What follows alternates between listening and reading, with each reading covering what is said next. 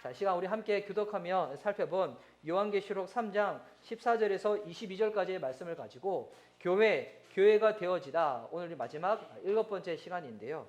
오늘 설교의 제목이 예수님의 입에서 토함을 받지 않는 교회. 예수님의 입에서 토함을 받지 않는 교회. 우리 전화면 다시 한번 돌려주시겠어요? 지금 여기 보시면 뒤에 배경이 있잖아요. 이번에 제가 교회들 나눌 때마다 뒤에 배경이 다른데 여기가 실제로 라오디게아 교회가 있는 그 유적지 모습이에요. 나중에 저는 정말 언젠가 성지순례 꼭 가고 싶습니다. 진짜 꼭 가고 싶은데 나중에 우리 미션 리벌 교회에서 함께 마음 모아서 그 성지순례 진짜 할 수 있는 그 은혜가 임했으면 좋겠습니다. 저희가 이게 한 주간 저희가 이렇게 그 특별 새날 경건 예배로 쭉 나갔었잖아요. 그래서 이렇게 평소에 여기서 예배 드릴 때 원래 이제 저랑 제 아내가 이렇게 예배를 드리다가 그래서 작년 말부터 또 이렇게 우리 찬이 형제가 또 같이 와서 또 예배를 드리다가 또 이번 주가 또 예배 드리는데 참 저희 교회 성도님들은 집들이 다 모시고 또 아침에 일찍 오시려면 뭐 직접 자가로 운전하시든 뭐 대중교통 오시든 참 이렇게 쉽지 않은 상황인데도 여기 와서 가지고 같이 예배 드리시고 또 현장에서는 못 드리지만 또 온라인으로 같이 예배 드리시고 또 한 주간 이렇게 또 마음을 모아서 또 예배 드리신 여러분들 정말 주님께서 제가 뭐 이렇게 칭찬한다고 해서 제가 칭찬하는 것이 아니라 주님이 그 모습을 기뻐하시면 하나님이 더 은혜를 더하여 주시는 것이죠. 그리고 또 이렇게 성경 통독하시는 것도 올 한 해 진짜 이렇게 이 마음을 딱 붙잡으셔가지고 열심으로 우리가 또 이렇게 성경 말씀을 읽고 있는데요. 우리가 이렇게 한 주간 또 주님 앞에 잘 나갔지만 제가 더더욱 여러분한테 또 권면드리고 싶은 부분들은 이 신앙생활을 잘한다는 게 여러분 교회 생활이 신앙생활 잘하는 건 아니거든요. 예전에는 그런 생각들을 많이 했어요. 교회 생활을 잘하는 게 신앙생활을 잘하는 것이라고. 근데 여러분 이 교회 생활은 신앙생활의 한 영역일 뿐이지 진짜 신앙은 생활이 되어지는 게 중요한 거거든요. 무슨 말인가? 우리가 일상의 삶에서도 가정에 있을 때도 하나님 바라보는 그 믿음으로 살아내는 게 여러분 진짜 참된 신앙의 모습이고 능력이 되는 거거든요. 근데 만약 이게 신앙이 생활이 되어버리지 아니하고 계속 그 모습으로만 살게 되면 나중에 어떻게 되냐면 신앙과 삶이 분리가 되어져 버립니다. 이게 진짜 무서운 거거든요. 어제 저희 아들이 저한테 괴수와 괴물의 차이가 뭐냐고 물어봤어요. 근데 괴수는 없는 동물인데 이렇게 흉측한 동물의 형상이 괴수인데 근데 괴물은 사람도 괴물이 될 수 있다고. 뭐 신앙도 어떤 부분에서는 괴물이 될 수가 있어요. 좋은 모습이 아니죠. 교회에 와서는 하나님을 예배하는데 이 믿음이 우리의 삶 가운데 실제가 되어지지 않을 때 일상의 삶에서는 전혀 하나님 모르는 사람이냐 어떻게 보면 더 지독한 모습으로 살 수가 있거든요. 작년에 제가 봤던 영화 중에 제가 너무 감동을 받아가지고 실제로 극장에 가서 2번이나 본 영화가 있어요. 영화 세자매라고. 물론 그 영화는 기독교 영화는 아니에요. 근데 그 영화에 나오는 주인공이 있는데 문소리 씨가 맡았던 그 배역. 근데 그 배역이 진짜 신앙이 있는 사람이에요. 교회에서 성가대 지휘도 하고 정말 교양이 있고 그리고 살고 있는 집이 아마 넓은 집으로 이사 갔나 봐요. 그런 다음에 너무 감사해서 목사님께 찾아가서 감사헌금 드리고 축복 기도도 받고 그런 모습으로 쭉 나와요. 근데 그 문소리 씨의 역할을 보면 정말 이렇게 예수님 믿지 않으시는 분들이 지금을 살아가는 그리스도인들을 이런 모습으로 바라보는구나. 진짜 이중적인 모습을 보이거든요. 진짜 이렇게. 이게 왜 그런 것인가? 우리의 이 신앙이 실제 삶이 되지 않았을 때 그런 모습을 보이게 되는 것입니다. 그래서 저는 우리 미션 리바이벌 교회 성도님들이 정말 저와 여러분이 교회가 되어줬으면 좋겠습니다. 여러분 성전과 교회의 차이가 뭔지 아시나요?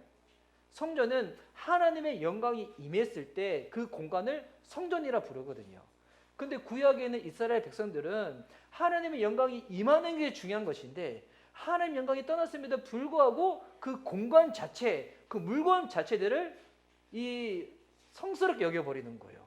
그러니까 하나님을 예배하지 않는데 성전에 있다고, 그 건물에 있다고, 하나님의 언약궤가 있다고, 근데 그거 붙잡고 마치 점치듯이 나갔거든요. 우리가 올해도 약속의 말씀 받았지만 중요한 거는 이거는 점치듯이 받는 게 아니에요. 만약에 하나님의 언약궤인데도 불구하고 하나님을 예배하자고 나가면 여러분 그때부터는 이거 괴짝이 되어버리는 거예요.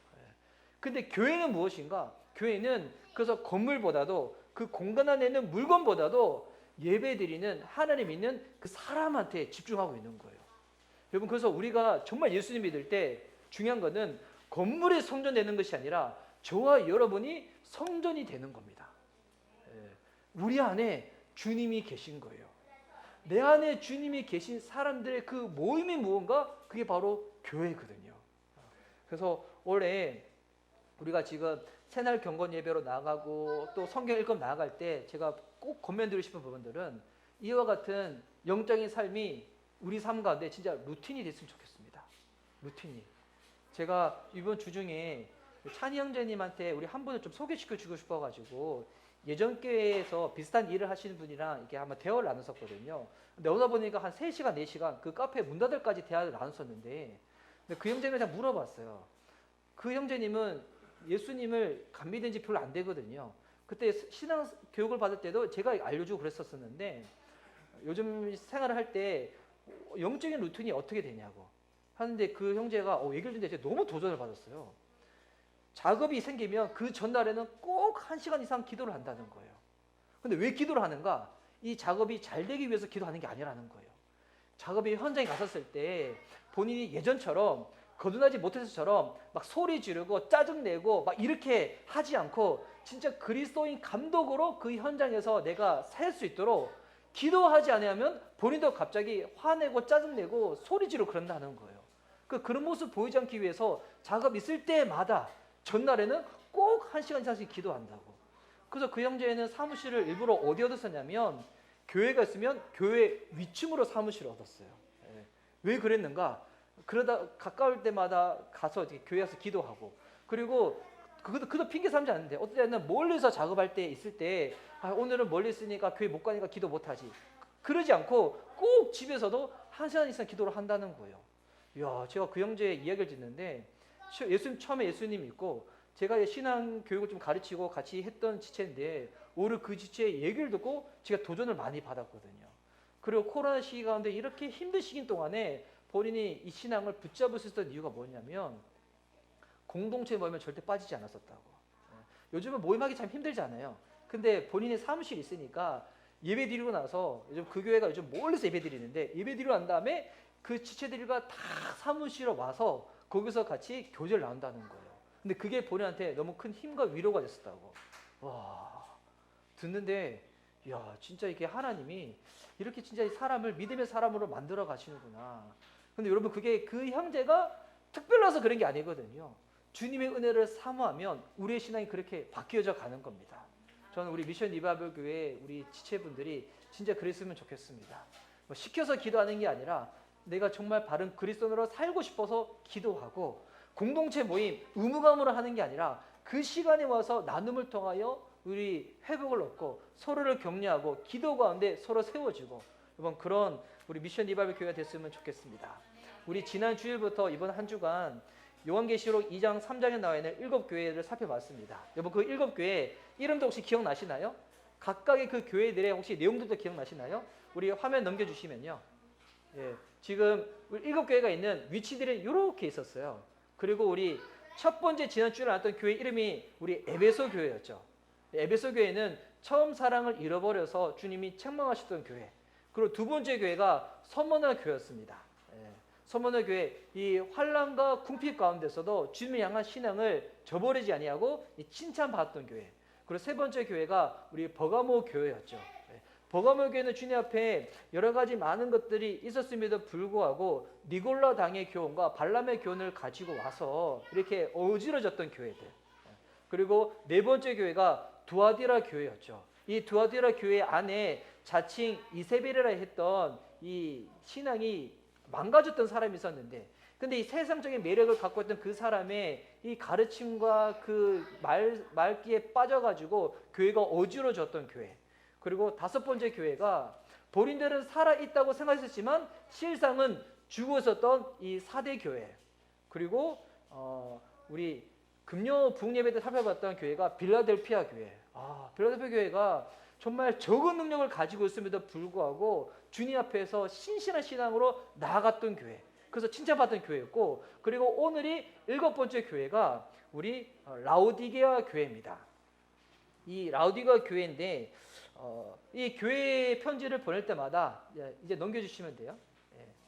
자, 교회 편지를 보낼 때마다 이 일정한 형식이 있었죠. 그리고 이 편지는 사람이 쓴 편지가 아니라 예수님께서 감동 가운데 보냈던 편지였고 또 받았던 사람들이 각 교회 사자들 천사였잖아요. 그 보니까 수신자가 있고 발신자가 있고 그리고 책망하신 전에 그 전에 먼저 칭찬의 내용이 있고 책망의 내용이 있고 그 책망의 내용을 듣고 회개하면 주님이 주시는 그 약속의 말씀들이 있었죠. 그런데 대부분 교회들이 책망받은 것이 있다고 할지라도 한두 마디 정도의 칭찬이 들어갔었는데 처음부터 책망도 칭찬이 없이 그냥 책망으로 바로 시작하는 교회가 있습니다. 그 교회가 어느 교회냐면 오늘 우리가 마지막으로 살펴볼 이 라오디게아 교회입니다. 이 각 교회들마다 그 도시에 대한 환경을 알아야지 그 교회가 어떤 지금 상황인지 알 수가 있었던 것처럼 이 라오디게아 교회는 당시 재정적인 어려움이 없었던 교회였습니다. 이 빌라델피아 교회하고는 완전히 반대였죠. 빌라델피아 교회 성도들은 경제적으로 좀 힘들었었거든요. 근데 적은 능력이었지만 주님 앞에 충성되며 나아갔는데 반면에 이 라오디게아 이 도시는 재정적으로 되게 풍부했던 부유했던 도시였어요. 이 당시의 역사를 보면 AD 17년경에 소아시아 지역에 큰 지진이 일어납니다. 그래서 각 도시마다 먹고 살기 힘들다 보니까 이 도시마다 재정 지원을 보내요. 그러니까 지금 보니까 코로나 시기에 재난지원금 주는 것처럼 그걸 주는데 그런데 괜찮다고 우리는 안 도와줘도 됩니다. 라고 했던 도시가 어디냐면 이 라오디게아 도시였어요. 그러니까 돈도 많고 자존심도 센 교회예요. 로마 황제가 돈 주겠다는데 우리는 괜찮아요. 필요 없어요. 우리 충분해요. 이러다 보니까 다른 도시들은 로마 황제를 숭배했던 신전이 있었잖아요. 근데 이 도시는 그러지도 않았어요. 뭐 로마 황제 숭배하지 않더라도 먹고 살기 충분했기 때문에. 또한 이 도시는 또 뭐로 유명하냐면 안약의 원산지로도 유명하고요. 그러다 보니 안약이 원산지가 이 도시에서 나다 보니까 유명한 의과 대학이 이 라오디게아 도시에 있었다는 것입니다. 그러니까 부족한 게 전혀 없죠. 그런데 이 도시에 유일하게 부족한 게 있어요. 뭐가 부족하냐면 생활 용수가 절대적으로 부족한 거예요. 지금 이제 그 동남아시아 가면 싱가포르이 그렇다고 들었거든요. 싱가포르이 이 생활 용수가 부족해가지고 말레이시아부터 관을 통해 가지고 이 물을 공급한다고 들었는데, 근데 라오디게아 도시가 그런 거예요. 절대적으로 물이 부족하다 보니까 북쪽으로 9km 정도 떨어진 히에나폴리스라는 도시가 있는데 그 지도를 보시면요.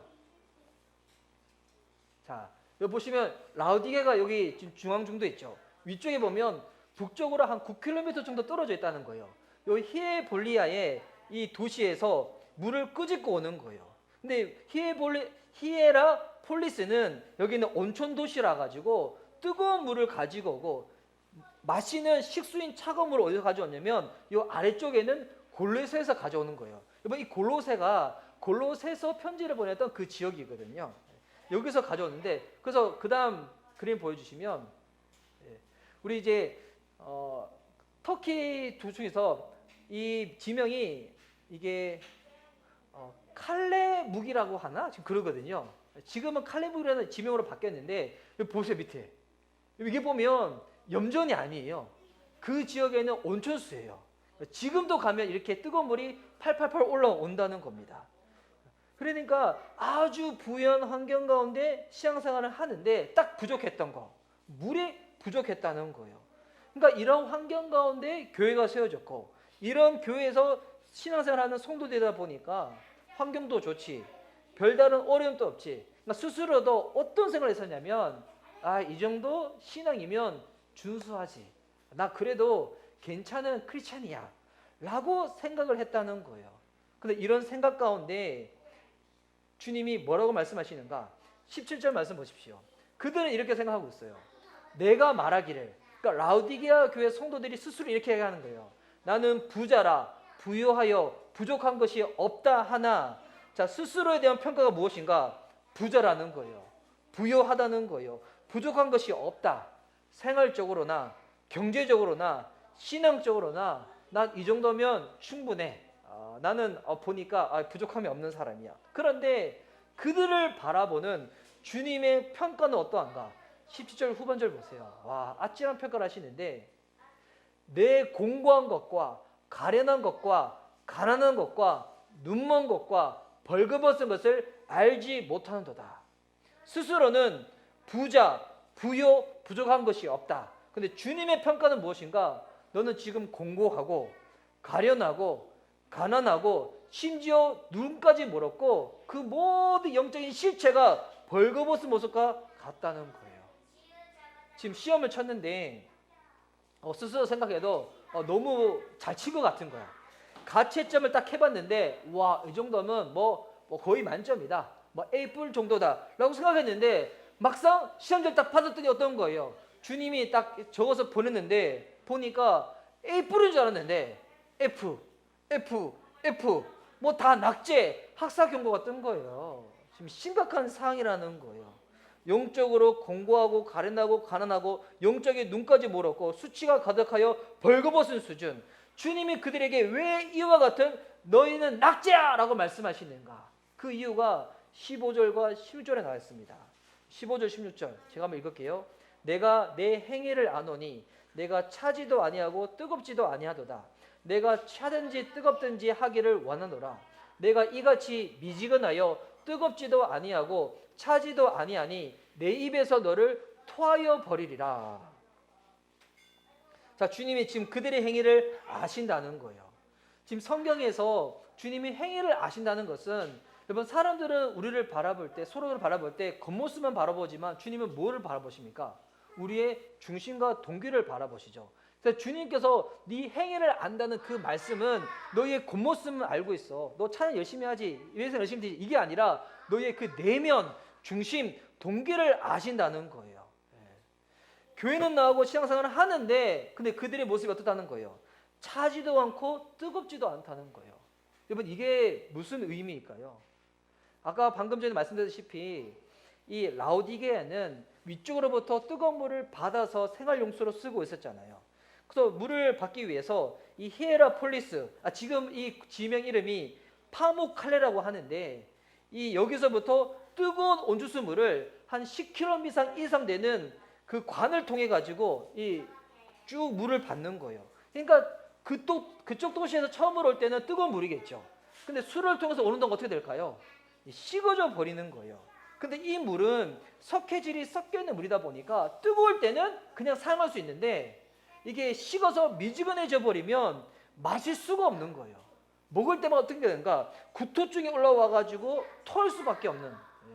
우리 이제 그 대장 내시경 받을 때 이거 뭐 마시잖아요. 저는 그거 잘 못 마시거든요. 저 그 마실 때마다 토하고 그러는데 그거 마시고 난 다음부터 그 향이 이온 음료랑 너무 비슷해가지고 이 음료 잘 못 마시겠어요.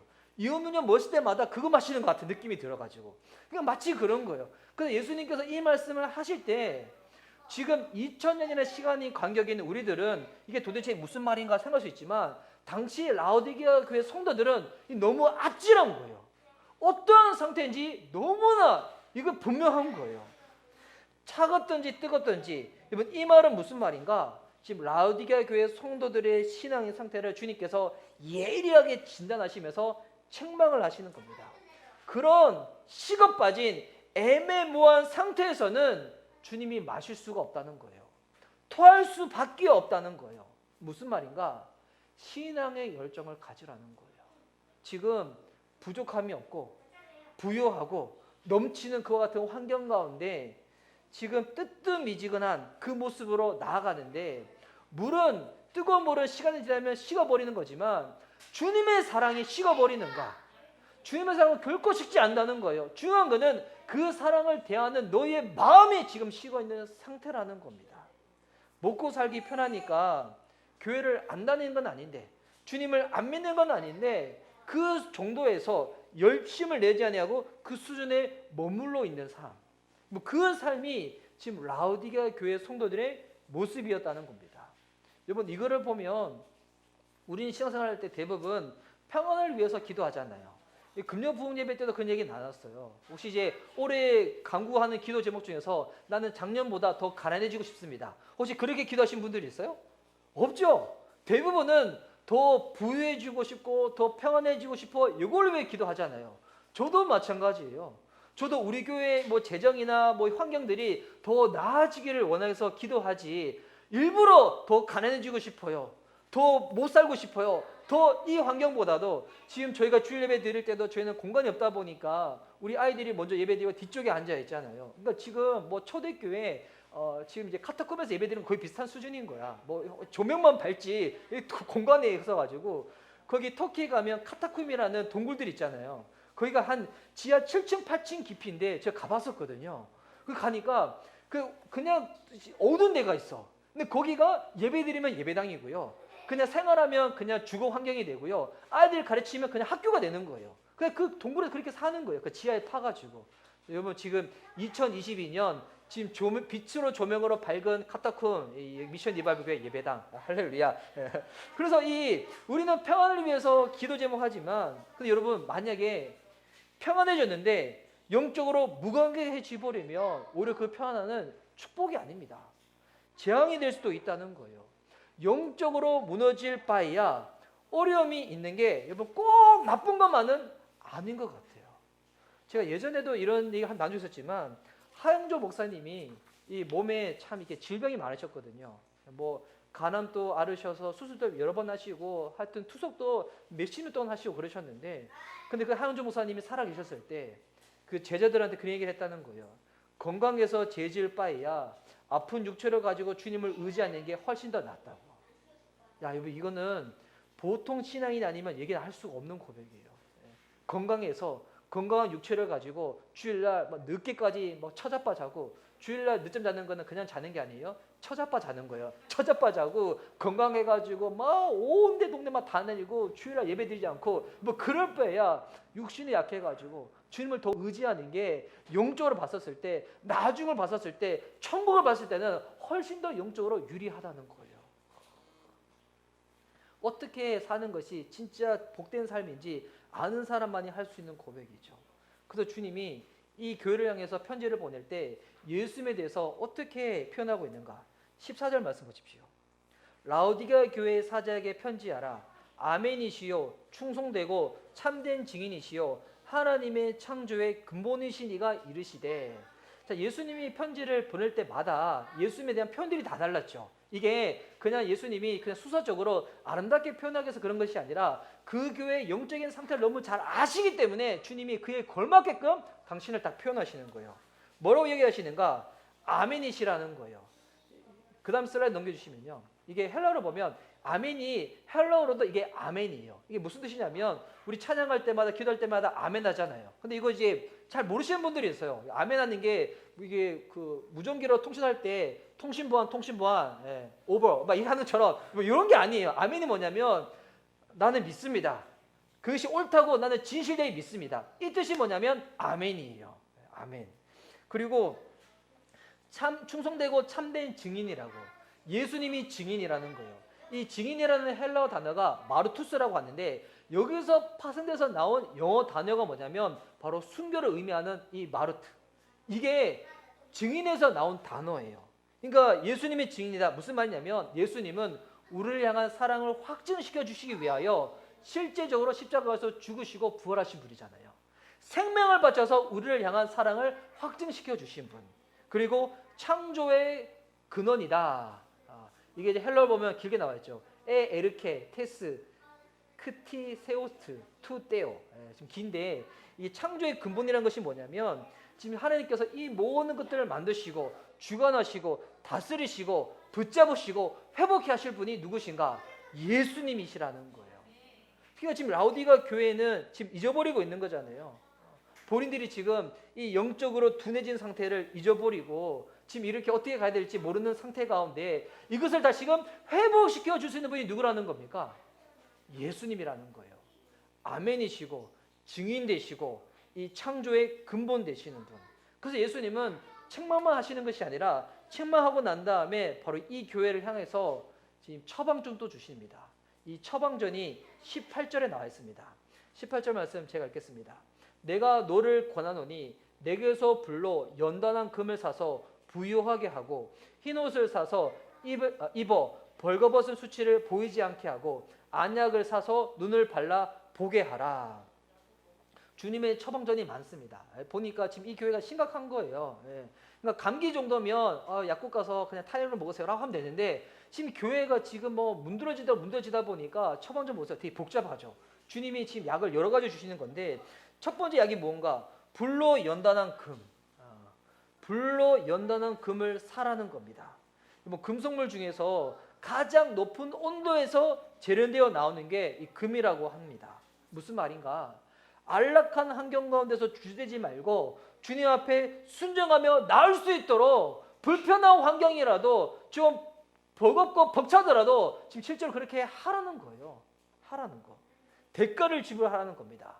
그리고 흰옷을 사라는 겁니다. 라우디게아 교회 성도들은 지금 본인들의 영적인 상태가 준수하다고 생각했잖아요. 근데 여러분 지금 성경에서 옷이라는 것은 그 영적인 상태를 이야기하고 있는데 지금 스스로는 우리는 흰옷 입은 주님의 백성이야. 난 이 정도면 예수님의 신부지 라고 생각했는데 근데 이 옷을 보니까 어떤 상태인가? 이 흰천 중에서 빛발해가지고 누래진 천 아시죠? 우리 이제 엄마들 잘 아실 거예요. 이게 빛발해가지고 그러니까 더러워진 게 아니라 빛을 발해가지고 누래진 이 천들이 있어요. 지금 라우디게아 성도들의 옷의 상태가 그런 상태라는 거예요. 영적인 상태, 누런 상태, 빛바른 상태. 근데 어떻게 하라는 거예요? 근데 이 상태의 이 천들은 뭐 누런 천들 아무리 빨아봐요. 막 락스에 집어넣어봐요. 잘 안 바뀌어요. 어떻게 될까요? 흰옷을 사라는 겁니다. 예수 그리스도의 보혈로 그들의 나태 안주하는 죄를 고백하고 사함을 받으라는 거예요. 그리고 안약을 사서 눈에 바르라는 겁니다. 여러분 이 라우디게아 교회는 안약의 그 원산지였는데 또한 의과대학이 있어가지고 의술이 발달했던 도시였는데 지금 이들은 보니까 육신의 이 눈이 지금 고장나 있으면 아프면 보호하고 치료받는 것은 발달해져 있는데 지금 실제로 그들의 영적인 눈은 지금 고장난 상태라는 거예요. 영적인 눈 시력 재봤더니 뭐 마이너스 쓴 거야. 뭐 안경 껴도 안 되는 상태라는 거예요. 이때 주님께서 어떻게 말씀하시는가? 너희들이 지금 두 눈은 떴다는데 실상 영적인 눈은 닫혀있는 상태라는 거예요. 안약을 사서 예수님으로 인해 가지고 그 병든 눈 고쳐서 주님 온전히 바라볼 수 있도록 눈에 보는 거 보면서 안락하다, 평안하다, 만족하다, 준수하다 이런 생각하지 말고 영적으로는 닫혀있으니까 그 눈 뜨라는 거예요. 보이지 않지만 살아계신 주님 눈으로 보라는 것입니다. 여기 보면 지금 계속 동일한 표현이 나오죠. 뭐라고 했냐면 사라고 금도 사고 흰옷도 사고 안약도 사라는 겁니다. 여러분 이 사라는 표현을 다른 교회는 안 하세요. 이 라우디게아 교회만 유일하게 사라라는 말이 지금 3번이 나오는데 이 사라는 이 단어가 헬라어로 아고라조라고 하거든요. 이 아고라조는 이 두 가지 뜻이 있어요. 실제로 물건을 산다는 의미도 있지만 또 다른 의미가 뭐냐면 속량한다는 의미가 있어요. 그래서 예수님이 우리를 어떻게 사셨습니까? 우리가 원래는 사단의 종 노릇하던 자였는데 사단 아래에서 이렇게 사단을 숭배했던 자였는데 주님 우리를 샀다잖아요. 어떻게 사셨습니까? 예수 그리스도의 보혈로 그 생명값으로 피값으로 지불하고 우리를 샀다는 겁니다. 그래서 샀다는 그 단어가 아고라조예요. 실제로 사고 우리를 속량하셨다는 거예요. 그래서 여기서 이 라우디게아 교회에서 이 아고라조 단어는 중의적인 의미가 있는 거예요. 첫 번째 의미는 뭐냐면 연단한 믿음, 깨끗한 행함, 흐려진 영안 이거 회복하는 거 인간적인 노력으로 되는 게 아니라는 거예요. 어떻게 할 때 되는 것이 될까요? 예수님의 피로만 가능한 줄 믿습니다. 예수님의 보혈을 의지하라는 겁니다. 다시금 그 십자가를 붙잡으라는 겁니다. 예수님만이 너의 이 영적인 상태를 고칠 수 있는 분이라는 거예요. 십자가 앞에 나와 너희 모든 죄를 직면하고 토하고 회개하고 뉘우치라는 겁니다. 또한 이 사라의 또 다른 의미는 뭐냐면 여기 있어서 대가 지불을 하라는 것입니다. 대가 지불. 지금 라우디게아 교회는 대가 지불이 없는 교회예요. 영적으로 주님과 함께하고 싶은데 여러분 이게 요행과 우연으로 되지 않습니다. 내 것을 드리는 결단이 필요하다는 것입니다. 내가 주님 앞에서 이렇게 살겠노라 하는 내 마음, 내 시간, 내 몸을 드리는 그 결단이 필요하다는 것입니다. 여러분 정말 주님 앞에서 응답을 누리고 싶다. 그럼 기도라는 그 대가를 지불해야 되는 거예요. 하나님을 알고 싶다. 말씀을 읽어야 되는 그 대가를 지불해야 된다는 거예요. 시간 들이고 몸 들이고 이렇게 해야 되는데 만약에 게으르고 귀찮아가지고 안 하면 여러분 회복하고 싶어도 회복의 능력이 임할 수가 없다는 거예요. 우리 지금까지 신앙생활 할 때 얼마나 우리가 핑계대기에 바빴습니까? 저는 그런 적 참 많이 있었는데 제가 너무 그런 약한 사람이다 보니까 20대 때 예수님 처음 믿었을 때 그래서 주님이 저를 강하게 훈련시켜 줬나 봐요. 주일 예배 때마다 우리가 컨디션이 늘 좋으면 좋겠지만 우리가 그러지 못할 때가 있잖아요. 근데 저는 대학생일 때 저희 리더였던 사람들이 목자던 사람들이 어떻게 저를 훈련시켰냐면 대학생인데도 불구하고 매년 초마다 갔던 직분자 세미나가 있었어요. 그 흰돌산 기도원에서 하는.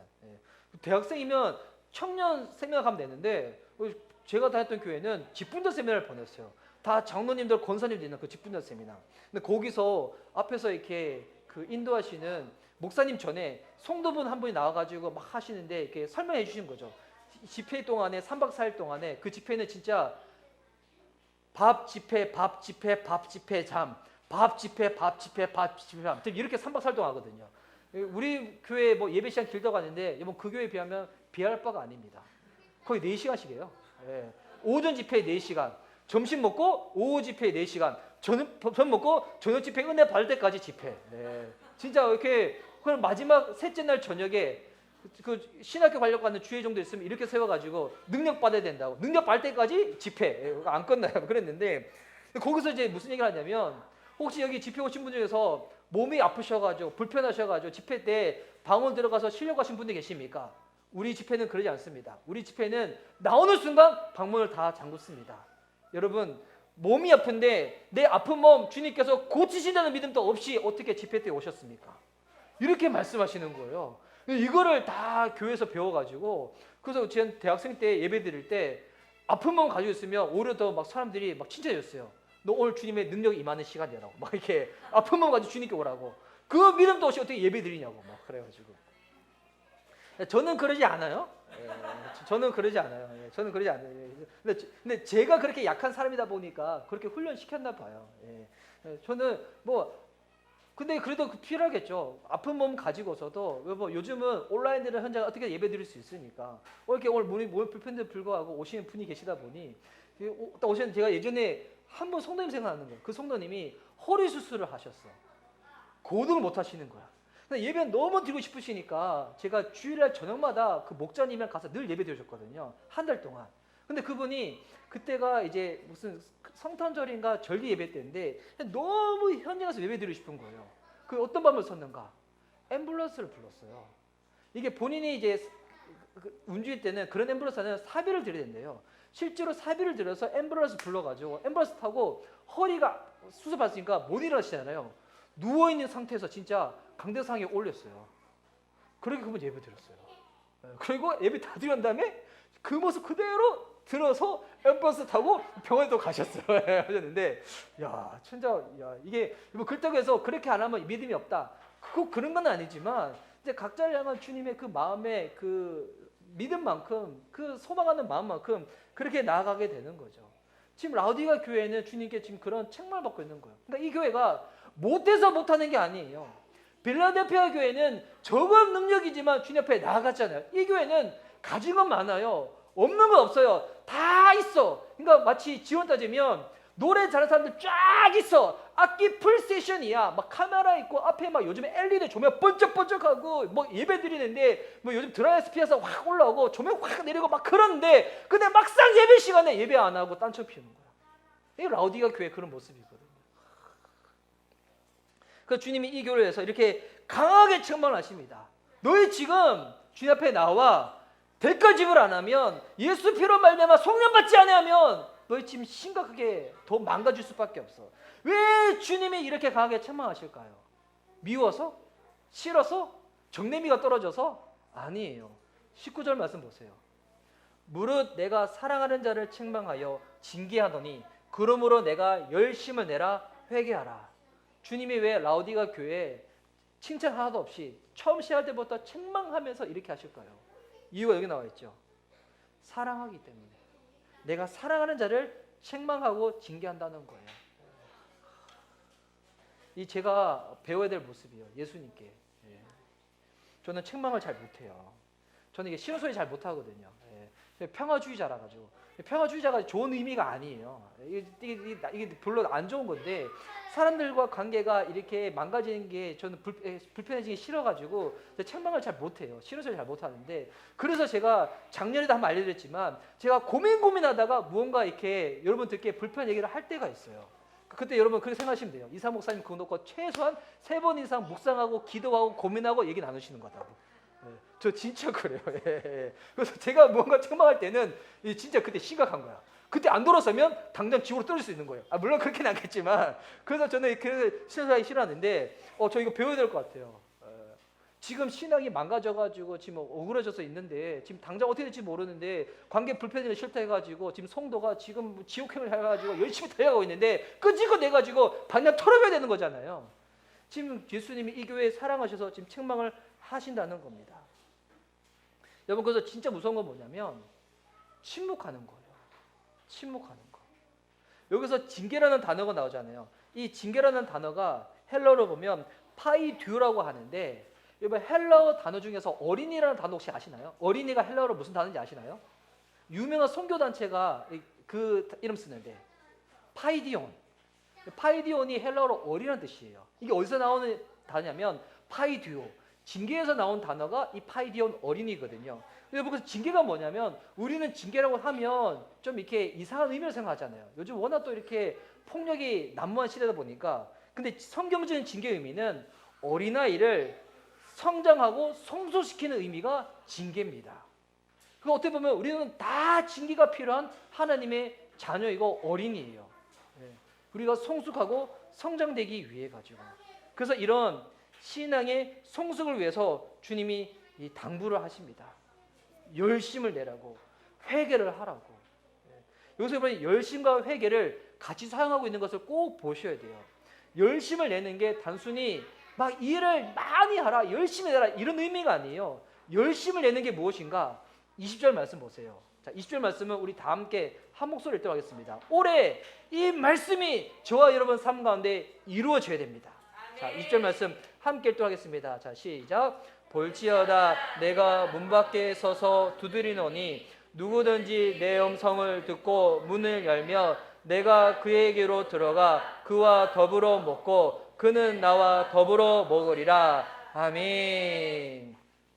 자, 지금 교회에 몸은 가지고 왔지만 어떤 사람들은 마음의 문을 열지 않는 사람들이 있어요. 근데 주님이 지금 뭐라 말씀하십니까? 지금 마음의 문을 놓고 하고 계시다는 거예요. 원래 이 말씀을 되게 이제 예수님 안 믿으시는 우리 불신자들 영접시킬 때 많이 인용하는 성경 구절인데 근데 원래 더 정확한 의미는 지금 라우디가 교회는 불신자는 아니잖아요. 이미 기존의 성도들한테 주님께서 하시는 지금 말씀이에요. 문 두드리고 있다는 거예요. 그러니까 이게 되게 심각한 거예요. 교인들 중에서 예수님의 음성을 듣지 못하는 성도들이 있다는 거예요. 교인들 중에서 예수님이 지금 징계의 신호를 주시는데 너무 영적으로 망가져가지고 그 신호를 못 받는 성도들이 있다는 거예요. 주님은 문 안 두드리고 계신 게 아니에요. 계속 문 두드리고 계셨다는 거예요. 중요한 거는 이제 그 음성을 들어야 하는 거예요. 근데 누구든지 그 음성을 듣고 듣는 것으로 끝나지 않습니다. 어떻게 할까요? 문을 열라는 겁니다. 마음의 문을 열라는 거예요. 나는 지금까지 이 정도만 하고요. 이 정도만 하고요. 나 좀 준수하고 나 괜찮은데 이게 아니고 음성을 들었으면 그 책망의 음성, 징계 음성을 들었으면 문을 열라는 거예요. 문을 여는 것이 뭐냐면 이 회개라는 게 내가 노력하고 억지하는 것이 아니라 음성을 듣는 그 자리로 나아가서 주의 말씀 가운데 내가 다 내어드리면 나아가겠습니다. 이게 회개고 열심히 내는 거거든요. 음성을 들으면 어떻게 되는가? 문을 열면 이제 예수님이 내게로 들어와서 그와 더불어 먹고 그는 나와 더불어 먹으리라. 이번 유대인에게서 식사 교제를 같이 한다는 것은 이게 상당한 의미가 있거든요. 그래서 유대인들이 자녀 교육을 할 때 어디서 교육하는지 알아요? 식당에서 다 해요. 밥 먹는 자리에서. 그래서 이 목사님들 중에서 제가 참 존경하는 목사님이 있는데 그 아들 4명이 다 홀로서 성장했거든요. 그 아들 중에서 셋째 아들인가가 되게 똑똑해가지고 둘째 아들이 되게 똑똑해서 고등학교 때 영국으로 유학을 갔대요. 공부를 너무 잘하니까 그 영국에서 이 아이를 계속 우리한테 맡기라고. 그러면 우리가 옥스퍼드로 입학시키겠다고. 근데 그 아버지 목사님의 철학은 뭐냐면 우리는 미성년이 때는 부모의 사랑과 보호 아래서 있는 게 저는 필요하다고 생각하다고. 그래서 유학을 안 보냈다는 거예요. 그 오고 난 다음에 아들한테 물어봤대요. 혹시 그 때문에 실망했냐고. 아버지가 그렇게 할 줄 알기 때문에 실망하지 않았다고. 그래서 그 아버지는 아이들을 자녀교육 언제 시켰냐면 식사 자리에서 밥을 먹으면서 교육을 나눴다는 거예요. 그렇다고 해서 그 아들이 나중에 잘못됐던가? 아니에요. 훌륭하게 성장해가지고요. 나중에 유학도 갔다 오고요. 유튜브 중에서 천재 이순국이라고 알아요? 그 아들이거든요. 이재철 목사님의 둘째 아들. 그래 넷째 아들이 이승윤. 셋째 아들은 화가가 돼서 미국에 있고 첫째 아들은 또 훌륭한 그리스도인이 돼가지고 지금 살고 있고. 와. 여러분 그래서 이게 식사를 주님과 같이 한다. 무슨 말인가? 우리와 함께 하시고요. 우리를 가르치시고요. 우리를 인내하시고요. 우리를 인도하시고요. 우리의 삶 가운데 주의 뜻이 이루어질 수 있도록 주님께서 교육을 시켜 주시겠다는 것입니다. 여러분 우리가 가져야 될 열심이 뭔지 알아요? 다른 열심이 아닙니다. 주님의 음성을 더 듣고자 하는 열심입니다. 우리가 해야 될 회개는 주님의 음성 듣지 않고 내 안에 내 소리가 너무 커가지고 세상 소리가 너무 커서 하나님에 대한 소리가 들리지 않는 것, 뭐 이거 회개되는 거예요. 주님이 문을 안 두드려 계신 게 아니에요. 저는 믿습니다. 모든 성도님들의 문을 두드려 계시고요. 불신자들의 문도 주님은 저는 두드려 있다고 믿습니다. 근데 중요한 거는 그 소리를 못 듣고 있는 게 지금 안타까운 거예요. 내 소리가 너무 큰 거야. 내 주장이 너무 크고 내 안에 세상 소리 너무 커가지고 그 예수님의 소리가 안 들리는 거예요. 여러분 교회의 진짜 힘은 교회의 주인 되시는 예수님을 모시고요. 그 예수님의 음성이 교회 안에 쾅쾅 울리는 겁니다. 우리의 이 내면 안에 예수님의 소리가 쾅쾅 울리는 거예요. 여러분 이게 진짜 교회의 힘이에요. 우리 안에 인간의 소리는 좀 조용히 있고 예수님 소리만 쾅쾅 울려가지고 하나님 소리만 쾅쾅 울려서 그 소리 듣고 우리가 회개하고 마음 뉘우쳐서 그 주님만 예배하는 거. 이 진짜 교회의 능력이죠. 힘인 거죠. 저는 이게 교회의 이 절차가 물론 이렇게 민주주의 방식을 뭐 따라야 된다고 생각하지만 근데 저는 그 민주주의 방식도 사람이 만든 거잖아요. 그보다 훨씬 더 중요한 원칙이 있습니다. 교회 안에는. 그 뭐냐면 하나님을 왕으로 모시는 겁니다. 우리 주님이 왕이시기 때문에 우리가 사람들이 나누기에는 그거 좋다, 그거 편하다 그렇게 하지만 근데 만약 주님이 그거 아니야, 주님이 이렇게 말씀하신 것이 분명하다면 그 분명한 말씀 가운데 순종하는 것이 하나님의 교회의 진정한 모습이라는 겁니다. 흘러가는 절차 가운데 의견도 구하고 건의도 하고 여러 가지 방법도 취하지만 근데 기도하는데 예배하는데 정말 이거 분명한 하나님의 감동이고 말씀이다. 그러면 그때부터는 뭐 담임 목회자이든 누구든 뭐 아무 사람도 뭐 얘기할 것이 없습니다. 입 조용히 닫고 주님 앞에 그 말씀 순종하며 나아가야 하는 거예요. 그래서 그분이 우리 안에 오셔서 식사하시고 일상을 함께 하시고 교회에 몸만 오는 신앙이 아니라 마음까지 가지고 와서 말씀에 내 모든 것을 내어드리는 그 신앙. 이렇게 하면 이제 주님이 축복하시죠. 어떤 축복 주시는가? 21절 말씀입니다. 자, 21절 말씀도 우리가 이 누려야 될 말씀이기 때문에 같이 읽도록 하겠습니다. 자, 시작. 이기는 그에게는 내가 내 보좌에 함께 앉게 하여 주기를 내가 이기고 아버지 보좌에 함께 앉은 것과 같이 하리라. 자, 아멘. 여기서 이 라우디가 교회의 성도들한테 이긴다는 뜻은 각 교회마다 이기는 그 내용이 좀 달랐죠. 여기서 이기는 것은 열심을 내고 회개를 하는 건데 구체적 내용은 주님의 음성을 듣고 주님과의 이 관계 교제가 회복한 신앙으로 나아가라는 것입니다. 이와 같은 자 어떻게 한다는 거예요? 우와, 아버지의 보좌에 내가 앉는 것 같이 너희를 앉혀주겠다는 겁니다. 이게 뭐냐면 기대의 권세가 회복되어지는 거거든요. 만국을 다스리는 주님의 그 뜻 가운데 내 삶이 중보자로서 함께 쓰임받는 그 권세를 회복하여 주신다는 것입니다. 여러분 이게 또 한번 제가 질문 던질 건데 여러분 스스로한테 한번 대답을 해보세요. 여러분 지금 주님의 음성을 듣고 계십니까? 지금 이제 신앙생활 할 때 지금까지 신앙생활 할 때 그냥 교회에 열심히 출석하고 뭐 좀 더 시간이 생겨서 헌금까지 드리고 이제는 주님이 내 모든 것의 소유의 주인 되시구나 뭐 11조까지는 신앙이 되고 또 교회에서 봉사도 시키니까 봉사 열심히 하고 뭐 이런 거 말고 지금 제가 묻고 싶은 거는 여러분 주님의 음성을 듣고 계십니까? 일상의 삶 가운데 여러분의 그 신앙의 삶 가운데 네, 마음속으로만 대답하시면 돼요. 이게 입 밖으로 대답하셔서 피제간에 마음 어려지면 이렇게 그렇게 개인적으로 하고, 이번 진짜 주님의 음성을, 그러니까 물론 설교자의 설교를 통해서도 주의 음성을 들어요. 중요한 거죠. 성경음을 들어서 주의 음성을 중요한 거죠. 근데 그거 말고 개인적으로 하나님과의 관계에 있어서 자립하는 신앙인이 돼가지고 주의 음성을 듣고 계십니까? 제가 26살 때 처음에 전도사가 되고 난 다음에 그 교회에서 금요예배를 뜨겁게 드렸어요. 근데 이제 그 교회는 금요예배 드리고 난 다음에 집에 안 가요. 또 모여서 공동체 리더별로 또 기도를 해요. 그래서 제가 예전에 전도사 좀 되었을 때 30대 초반일 때 그때 이제 직장인 공동체를 맡았었거든요. 근데 이 친구들이 진짜 기도를 사랑하는 사람들이어가지고 그때 정말 제가 금요 철야를 철야답게 하고 싶었어요. 요즘 저희 금요 예배는 철야 예배 아니에요. 뭐 심야 예배도 안 되죠. 예배 드리다가 그냥 가니까. 근데 예전에 진짜 철야 예배는 새벽까지 기도했잖아요. 이걸 진짜 하고 싶어가지고 그때 리더들한테 제 마음에 이런 소원이 있습니다 했더니 리더들이 다 순종적이어 와서 기도하겠다는 거예요. 그래서 어떻게 했냐면 실제로 금요예배 딱 드리고, 그때 금요예배 제가 인도했거든요. 11시까지 드리고 난 다음에 그때부터 리더들이 강단사 앞에 모여서 다시 기도했어요.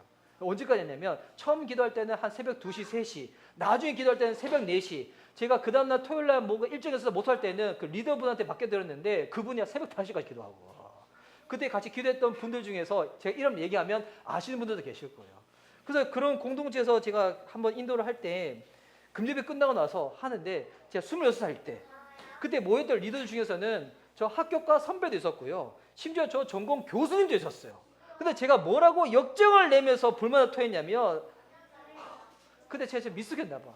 제가 지금 주의 음성을 들리지 않는다고요! 막 짜증내면서 이렇게 됐어요. 주의 음성이 안 들려요! 이거 놓고 회개해야 돼요! 그러면서 막 선배들이 있고 교수님까지 있는데 막 그렇게 했었거든요. 지금 생각해보면 진짜 막 오그라드는 그런 모습들. 근데 내가 왜 그랬을까? 근데 진짜 박사 과정에 있는 선배다, 막 저희 종업 교수님도 있었는데 제가 막 이렇게 소리 지르고 역정내면서 막 그랬었거든요. 근데 미숙했던 모습이지만 제가 오늘 이 설교 보면서 갑자기 그때 그 모습이 생각이 나는 거예요. 미숙했지만 와 그때 진짜 제가 하나님 성 안 들리면 그거 놓고 진짜 심각하게 생각해가지고 주 앞에 나오고 막 울며 불며 기도하고 막 짜증내고 그랬었는데 여러분 신앙생활 할 때 짜증낼 때 남편 때문에 짜증내지 마시고 아이들 때문에 짜증내지 마시고 나의 이런 영적인 미숙함을 인해가지고 여러분 불만을 가지시고 주 앞에 나가시기 바랍니다. 우리가 가져야 될 불만들이 진짜 이런 거겠죠. 근데 이때 주님이 이렇게 하라고 약속하신 것은 그렇게 회복하고 싶어서 주님께 나아가면 주의 음성을 다시금 듣고 회복하는 신앙으로 주님 그렇게 만드실 줄 믿습니다. 저는 진짜 우리 미션예배 교회 성도님들이 그렇다고 해서 이번 교회 생활 뭐 약하게 하라 이런 의미는 아니에요. 머리도 그렇게 쓰시면 안 돼요.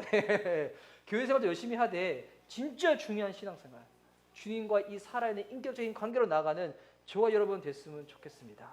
그리고 마지막 22절 그래서 주님이 이렇게 말씀하시죠. 기 있는 자는 성령이 교회들에게 하시는 말씀을 들을지어다. 성령이 하시는 말씀을 듣는 귀가 있다는 거예요. 이 귀 말고 우리 안에는 성령의 말씀을 듣는 귀가 있다는 거예요. 하나님의 말씀을 알아듣지 못하는 귀가 그만큼 많다는 거예요. 마지막 때가 올수록 여러분 사람들 어떻게 합니까? 디모데후서 4장 3절과 4절 말씀 보니까 많은 사람들이 이 자기의 길을 헛하는 데 두고 이게 근데 진리가 아닌 곳 가운데 그렇게 많이 두거든요. 디모데후서 4장 3절과 4절 말씀 우리 한번 찾아서 읽도록 하겠습니다. 디모데후서 4장 3절과 4절 말씀. 이런 기 되지 말라고 우리 기도하는 마음으로 한번 읽도록 하겠습니다. 시작. 때가 이르니니 사람이 바른 교훈을 받지 아니하며 귀가 가려워서 자기의 사역을 따를 스승을 많이 두고 또 그 길을 진리에서 돌이켜 허탄한 이야기를 따르리라. 뭐 이런 귀가 바로 심판받을 귀입니다. 망할 귀입니다. 뭐 이런 귀 두면 망하는 거예요. 자기의 사역을 따르기 위해서 스승을 많이 두고 진리는 듣지 아니하고 허탄한 이야기만 듣고 이런 귀 망하는 귀입니다. 이런 귀 어떻게 될까요? 이런 귀가 할례를 받아야 되는 거예요. 그래서 주의 말씀을 다시금 들을 수 있는 귀로 바뀌어져 가야 한다는 것입니다. 저희가 이제 오늘까지 소아시아 지역에 있는 7교회를 쭉 살펴봤습니다. 각 교회마다 책망받을 내용들, 이겨야 될 내용들, 또 이기는 자에게 주님께서 주시는 약속들이 쭉 나와 있었죠. 그래서 제가 이거를 한번 표로 한번 만들어 봤는데 한번 띄워주세요. 보시면 내용이 너무 많아서 지금 다 보고 확인하시기에는 좀 쉽지는 않으실 거예요. 나중에 필요하시면 제가 이거 나눠드릴 수도 있는데, 아니면 또 성경에 또 이미 다 있는 내용이기 때문에 한번 쭉 보시다 보면, 저는 이거 표 정리하면서 어떤 마음 들었냐면, 진짜 하나님은 뭐에 관심이 많냐면 우리에게 관심이 진짜 많아요. 특별히 뭐에 관심이 많은가? 우리가 하나님을 어떻게 대하는지, 거기에 주님의 관심이 너무 많이 있는 거예요. 올해 우리가 하고 있는 뭐 계획들, 사업들, 일들, 번영하고 번창하고 성공하고 잘 되는 것도 뭐 중요하겠지만, 근데 주님은 그것보다도 훨씬 더 뭐에 관심을 두고 있냐면, 너는 나를 어떻게 대하고 있니? 너는 나를 어떻게 섬기고 있니? 주님이 여기에 너무 관심이 많이 있다는 거예요. 주님이 이거 책망하신 내용 보세요. 너 왜 세상에서 그것밖에 못해? 주님은 그런 책망 안 하세요. 주님은 뭐에 책망하고 있는가? 너 그토록 사랑 많이 받았고, 그토록 축복을 많이 받았고, 그토록 나의 인내 가운데 내가 널 기다려줬는데, 근데 왜 너는 나에 대해서 관심이 없니? 나를 대하는 그 마음의 태도는 왜 여전히 그런 모습이니? 여러분, 우리가 가지고 있는 주님을 향한 이 마음과 열심이 어떻게 보면 진짜 이 세상에서 무언가 하고자 하는 사람들에 비하면 너무 적을 때가 많이 있어요. 여러분, 그렇다고 해서 이거를 이 열심의 농도를 끄집고 올리자, 여러분, 이게 아니에요. 주님께서 사랑받은 만큼 주님 앞에 믿음의 태도로 나아가는 저와 여러분 됐으면 좋겠습니다. 우리가 어떤 사랑을 받았습니까? 어떤 인내 가운데 구원을 받았고, 어떤 주님의 도우심 가운데 우리가 주님 앞에 예배하는 자가 되었습니까? 여러분, 그 사랑 잊지 아니하면 누구든지 이 말씀 가운데 다시금 회개하고 회복되어진 신앙 되어질 줄 믿습니다. 진짜 부흥을 누릴 수 있는 저와 여러분, 우리 미션 리바이벌 교회 올 한 해 될 수 있기를 예수님의 이름으로 축복하는 바입니다. 아멘.